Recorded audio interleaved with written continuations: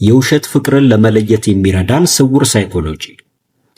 በቅድሚያ ከናንተ በላይ የሚወዱትና የሚያከብሩት ሰው እንደሌለ ያሳዩአቸዋል። በሚያገኙት አጋጣሚ ሁሉ በምስጋና ጎርፍ ያጠለቀልቋቸዋል። ለአጭር ጊዜም ቢሆን ከፍተኛ የሆነ ትኩረትን መስጠትና ማለቂያ የሌለው የጽሑፍ መልእክቶችን መላክ ያበዛሉ። ይህንን ስታዩም እነዚህ ሰዎችን በማግኘታችሁ እንደናንተ እዚች ምድር ላይ እድለኛ ሰው እንደሌለ ሆኖ ይሰማችኋል። ነገር ግን ይሄ እንደዚህ እንዲሰማችሁ ለማድረግ የተነደፈ ጥሩ ዕቅድ እንደሆነ አታውቁ። በዚህ አይነት ሁኔታ ለተወሰነ ጊዜ ከቀጠላችሁ በኋላም ቀስ በቀስ ወደ ሁለተኛው ደረጃ በመሸጋገር የተወሰኑ የስሜት መለዋወጦችን እነሱ ላይ ማስተዋል ትጀምራላችሁ። ማለትም አንዳንዴ ደስተኞች፣ ብዙ ጊዜ ደግሞ ባላወቃችሁትና ግልጽ ባልሆነላችሁ ሁኔታ እናንተን ችላ ማለትና የተወሰነ ከእናንተ መራቅን ያበዛሉ።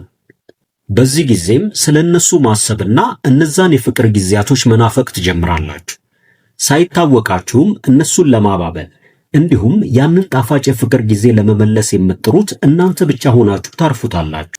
ቀስ በቀስም እነሱን ማሳደድን ቋሚ ስራችሁ አድርጋችሁ ከጓደኞቻችሁ፣ ከቤተሰቦቻችሁ እንዲሁም ከሌሎች ማህበራዊ ጉዳዮች የተገለላችሁ ሆናችሁ ራሳችሁን ታገኙታላችሁ። በዚህ ጊዜም ከነዚህ ሰዎች ብትለያዩ እንኳን ሌሎች የምትሄዱባቸው አማራጮች እንደሌላችሁ ስለሚሰማችሁ በእነሱ ላይ ጥገኛ መሆንን እንደ አማራጭ ማሰባችሁ አይቀርም። ነገር ግን አካሄዳቸውን በጥልቀት በመረዳት በሚጫወቱት ጨዋታ ራሳቸው ተሸናፊ እንዲሆኑ በቀላሉ ማድረግ ትችላላችሁ። ጠላቶቻችሁ ብዙ ጊዜ ሰይፍና ጎራዴን ይዘው ሳይሆን አፍቃሪ መስለው ነው የሚቀርቧችሁ። ከዛም መጥፎ ሁኔታ ውስጥ ከተዋችሁ ይሸሻሉ። ለዚህ ደግሞ መፍትሄው ፍላጎታቸው ምን እንደሆነ በሚገባ ለይቶ ማወቅ መቻል ነው። ለምሳሌ እናንተን ለማታለል እንደሚሞክሩ ካወቃችሁ አውቃችሁ ችላ እንደምትሏቸው በግልጽ ልታሳዩ ይገባል። ስሜቶቻችሁን በሚገባ ተቆጣጠሩ። ስሜታዊ ሆናችሁ ምላሽ የምትሰጡ ከሆነ ነገሮችን ተረጋግቶ ማሰብ ይከብዳችኋል። ድክመቶቻችሁንም በግልጽ ለነዛ ሰዎች አሳልፋችሁ ትሰጣላችሁ። ስሜታችሁን ስትቆጣጠሩ እናንተን በግልጽ ለመረዳት ከባድ ይሆንባቸዋል። ደካማ ጎናችሁን ማግኘት አስቸጋሪ ስለሚሆንም በቀላሉ የትኛውም ሰው ሊጎዳችሁ አይሞክርም። በመሆኑም እነዚህን ጥበቦች በመጠቀም ራሳችሁን ከተለያዩ ጉዳቶች ለመጠበቅ ሞክሩ። አንደኛ፣ ክብራችሁን አስጠብቁ። ከነሱ ተለይታችሁና ለብቻችሁ ሆናችሁ ምንም ነገር ማሳካት እንደማትችሉ ያስባሉ። ከዚህ በላይ ንቀት የለም። አትችሉም ያሏችሁን ነገር አሳክታችሁ በማሳየት ለእናንተ ክብር እንዲኖራቸው ማድረግ አለባችሁ። ያላችሁን አቅም ከእናንተ ውጪ ማንም ቢሆን ሊረዳው አይችልም። ይህንን ማሳየት የምትችሉት ግን በእልህና በንዴት ሳይሆን በቆራጥ ውሳኔያችሁ ብቻ ነው። ስለ ማንነታችሁ ማስረዳት ሳይጠበቅባችሁ ገደቦችን ማስቀመጥ ብቻ ይኖርባችኋል። ማለትም ጊዜያችሁ፣ ገንዘባችሁ እንዲሁም የምትሰጧቸውን ትኩረትና እንክብካቤ ሁሉ በመጠኑ አድርጉት። ትኩረታችሁን የሚጠቅማችሁ ነገር ላይ ብቻ አድርጉ። በዚህ ጊዜም ለእናንተ የሚሆኑና የማይመጥኗችሁን ሰዎች ማጣራት ትጀምራላችሁ። ለእናንተ እውነተኛ ፍቅር ያለው ሰው እነዚህ ገደቦች ሳይረብሹት ጥሩ የፍቅር ጊዜን አብሯቸው ያሳልፋል። ይህንን ገደብ ማለፍ ያቃታቸው ሰዎች እዛው ጋር ቆመው ይቀራሉ። በመሆኑም አይሆንም ማለት ካለባችሁ በግልጽ አለመፈለጋችሁን ተናገሩ። እንዲሁም በፈለጉት ሰዓት ሁሉ የሚያገኟችሁ ተራ ሰዎች አለመሆናቸውንም በግልጽ እንዲረዱ አድርጉ። ቁጥር 2 ራሳችሁን ውደዱ። እናንተ ያልወደዳችሁትን ማንነት ሌላ ሰው ይወደዋል ብሎ መጠበቅ ሞኝነት ነው። ሰዎች በእናንተ ደስተኞች ከመሆናቸው በፊት እናንተ ራሳችሁ በምትኖሩት ሕይወት ደስተኛ መሆን ይኖርባችኋል። ማሻሻል የምትችሉትን ባህሪ ረጋ ብላችሁ አስቡ። ማንኛውም ሰው ደካማ ማንነት ያለውን ሰው አይፈልግም። እንዲሁም እውነተኛ ማንነታችሁን ጠብቃችሁ ለማቆየት ሞክሩ። ማለትም ሰዎች እንዲወዷችሁ በማሰብ ሌሎችን ማጣጣል አሊያም ራሳችሁን ከሌሎች ሰዎች ጋር ማወዳደራችሁን አቁሙ። ከምንም ነገር በላይ እምነታችሁ ላይ ጠንካሮች ሁኑ። ከፈጣሪው ጋር መልካም ቅርርብ ያለውን ሰው የራሱ ማድረግ የማይፈልግ ማንም የለም። በእምነታችሁ ጠንካራ በሆናችሁ ቁጥር በፍቅር ግንኙነታችሁም ሆነ በግል ባህሪያችሁ የበለጠ ተመራጭ እየሆናችሁ ትሄዳላችሁ።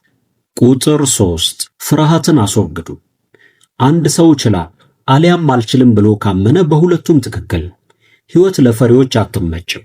በድፍረት የምትወስኑት አንድ ውሳኔ አጠቃላይ ሕይወታችሁን ሊቀየር የሚችልበት አጋጣሚ ይፈጠራል። የእናንተን ሕይወት ከእናንተ ውጪ ማንም መጥቶ ሊያስተካክልላችሁ አይችልም። ለዚህም ቁርጠኞች ሁኑ። ፍርሃት ተፈጥሯዊ ነገር መሆኑ ግልጽ ነው። ለምታደርጉት እያንዳንዱ ነገር ግን ፈሪ መሆን እናንተ በራሳችሁ የምታደርጉት ነገር እንደሆነ እወቁ።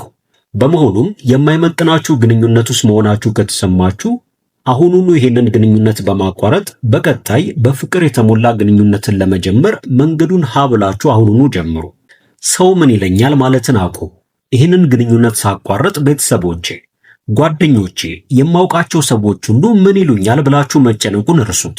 ለምሳሌ አንድ ውሳኔ ከመወሰናችሁ በፊት 10 ሰዎችን ብታማክሩ 10 የተለያዩ መልሶችን ይሰጧቸዋል። በዚህ የተነሳም ግራ መጋባት ትጀምራላችሁ። በዚች ምድር ላይ የምንኖረው አንድ ጊዜ ነው። ስለሆነም ሰላማችሁን የሚያሳጣና ያልተረጋጋ ሕይወትን እንድትኖሩ የሚያደርጓችሁን የትኛውንም ግንኙነት መታገስ የለባችሁ። አስባችሁበትና ይሆነኛል ብላችሁ አንዴ ከወሰናችሁ በኋላ የሚመጣውን ሁሉ በጸጋ ለመቀበል ድፍረት ይኖራችሁ። በዙሪያችሁ ያሉ ጥሩና ደስተኛ የፍቅር ሕይወትን የሚመሩ ሰዎች ምንም ከናንተ የተለየ ነገር ስላላቸው ሳይሆን ይሆነኛል የሚሉትን ሰው በድፍረት መርጠውና ወስነው በመኖራቸው ብቻ ነው። ሰዎች ምን ይሉኛል ስለሚለው በጣም በተጨነቃችሁ ቁጥር አንድ እርምጃ ሳትንቀሳቀሱ ባላችሁበት መቆማችሁ አይቀሬ ነው። በራስ መተማመን የሚመጣው ነገሮችን ለመጋፈጥ ካለን ቆራጥ ውሳኔ ነው። መውደቅን በመፍራት ተመሳሳይ ሕይወትን ለመኖር ራሳችሁ ላይ አትፍረዱ። በመሆኑም እነዚህ አስመሳይ ሰዎችን ልትፈትኗቸው የሚገቡ ፈተናዎች ይኖራሉ።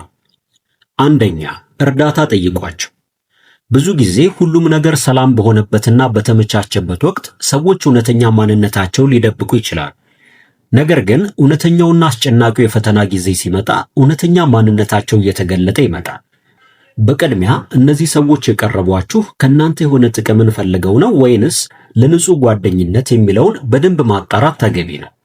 ይህንን ለማረጋገጥም የሆነ ከባድ ችግር እንዳጋጠማችሁና የእነሱ እርዳታ የሚያስፈልጋችሁ ወቅት ላይ መሆናችሁን ገለጹላቸው። ይህንን ችግር ለማለፍ አብረዋችሁ በጽናት ለመቆም የሚወስኑ ከሆነ ይሄ የእውነተኛ ፍቅር አንደኛው መገለጫ።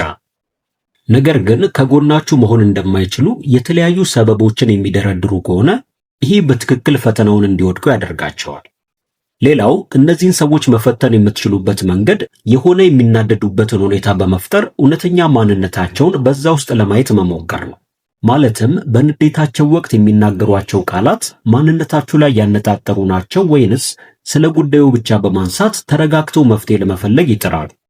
ስሜታቸውን መቆጣጠር የሚያቅታቸውና አላስፈላጊ ነገሮችን የሚናገሩ ሰዎች ከሆኑ ግንኙነቱ ወደ ትዳር ከፍ እያለ በሚመጣበት ወቅት ይሄ ማንነታቸው የበለጠ አስቸጋሪ እየሆነ ሊሄድ ስለሚችል በጣም ጥንቃቄ ይፈልጋል። የማይሆናችሁን ሰው ከወዲሁ ልትወስኑ ይገባል። ሁለተኛ፣ ለተወሰነ ጊዜ ጥፉ። ሰዎች ምስጢራዊ በሆኑ ነገሮች ብዙ ጊዜ ይማረካሉ። ሁሌም አጠገባቸው መሆንን የምታዘወትሩ ከሆነ እስቲ ለተወሰነ ጊዜ ጠፋ በማለት እነሱ ላይ የሚፈጠረውን ለውጥ ለማስተዋል ሞክሩ።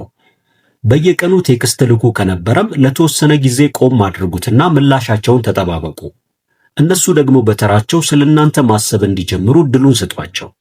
እንዲሁም ተለዋዋጭ የሆኑ ባህሪዎችን በሚያሳዩበት ወቅትም በአቋማችሁ ጸንታችሁ መቆም እንደምትችሉ አሳዩአቸው። በድንገት ከአጠገባችሁ ሲርቁ አሊያም የተወሰነ የጸባይ መለወጥን ሲያሳዩአችሁ ምን ተፈጥሮ ነው፣ ምን አስቀይሜ ነው የሚሉ መለማመጦችን ለጊዜው ተወት አድርጉና እርጋታችሁን ጠብቃችሁ ለተወሰነ ጊዜ ዝም በሉ። ዋናው ነገር በዚህ ጥበብ ተቆጣጥረው ምርኮኛ እንዳያደርጓችሁ አስቀድማችሁ መጠንቀቅ መቻል ነው። ሌላው አይናቸው ሌላ ሰው ላይ እንዳረፈና እናንተን ለማስቀናት ሙከራ እያደረጉ እንደሆነ በተሰማችሁ ወቅትም እናንተን በምትኩ ትኩር ብላችሁ አይናቸውን በመመልከት ነገሩ እንደገባቸውና እንደተረዳችሁ እንዲገባቸው አድርጓቸው። ብዙ ጊዜ ያያችሁት ነገር ትክክል እንዳልሆነ ለማሳመን ስለተለያዩ ነገሮች ሊያወሩ ይችላሉ። ብዙ የሚያወራ ሰው ደግሞ የሆነ እየደበቀው ያለው ነገር እንዳለ ግልጽ ነው። እናንተም በዚህ ጊዜ በተረጋጋ መንፈስና በእርግጠኝነት በማውራት ከነሱ በላይ እንደሆናችሁ አሳዩአቸው። ሶስተኛ፣ ሚስጥራዊ ሁኑ። እነዚህ ሰዎች ማወቅ እንኳን ካለባቸው በቀጣይ የምትሰሩትን አሊያም ልታሳኩ ያሰባችሁትን አጠቃላይ ነገር እንጂ ዝርዝር የገንዘብ መረጃችሁን በግላችሁ ብትይዙ ተመራጭ ነው። ለወደፊት ያሰባችኋቸውን ዝርዝር እቅዶችን መናገርም ከሰዎች ገንቢ ያልሆኑ አስተያየቶችን ለመቀበል በር ሊከፍቱ ስለሚችሉ በሚስጥር መያዝ ይኖርባቸዋል። ሌላው እናንተን ለማስቀናትና ለማበሳጨት ስለ ቀድሞ የፍቅር ግንኙነታቸው በሚያወሩበት ወቅት እናንተም በስሜታዊነት ምላሽ ከመስጠት ተቆጠቡ። ስለ ቀድሞ ፍቅረኛችሁ ዝርዝር ነገሮችን ማውራት አሁን አብረዋችሁ ላሉት ሰዎች አክብሮት እንደሌላችሁ ብቻ ነው የሚያሳየው። እንዲሁም ስለ ቤተሰቦቻችሁ ችግሮች ዘርዝሮ ማውራትም በፍጹም አላስፈላጊ የሆነ ነገር። የቤተሰቦቻችሁን ውስጣዊ ችግር ዘርዝሮ ማውራት የእነሱን ስም ሊጎዳና እነዚህ ሰዎችም ስለ ቤተሰቦቻችሁ የተዛባና የተሳሳተ አመለካከት እንዲኖራቸው ያደርጋል። በመሆኑም የግል ድንበሮችን ማበጀት በጣም አስፈላጊ ነው። ማለትም የግል የምትሏቸውን ደካማ ጎኖቻችሁን ለማንም አሳልፋችሁ አትስጡ። ይሄ ራስን አደጋ ላይ እንደመጣል ይቆጠራል። ምክንያቱም አንዳንድ ሰዎች የሆነ ችግር በተፈጠረ ቁጥር እነዚህን ደካማ ጎኖች እናንተን ለመጉዳት ሊጠቀሙባቸው ይችላሉ። አልፎ ተርፎ በእናንተ ላይ የሚኖራቸውን መተማመን እየሸረሸረው ይመጣል። ይህንን ማስተካከል ያለባችሁ በራሳችሁ ጥረት እንጂ በማንም ድጋፍና እርዳታ እንዳልሆነ እወቁ።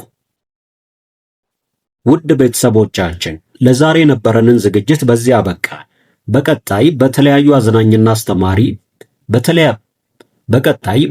አዝናኝና አስተማሪ ፕሮግራሞች መልሰን እስከምንገናኝ ድረስ ለቻናላችን አዲስ ከሆናችሁ ሰብስክራይብ፣ ላይክ እና በምንሰራቸው ፕሮግራሞች ዙሪያ ያላችሁን ሐሳብና አስተያየት በመጻፍ ቤተሰብ ይሁኑ እንላለን። መልካም ቆይታ።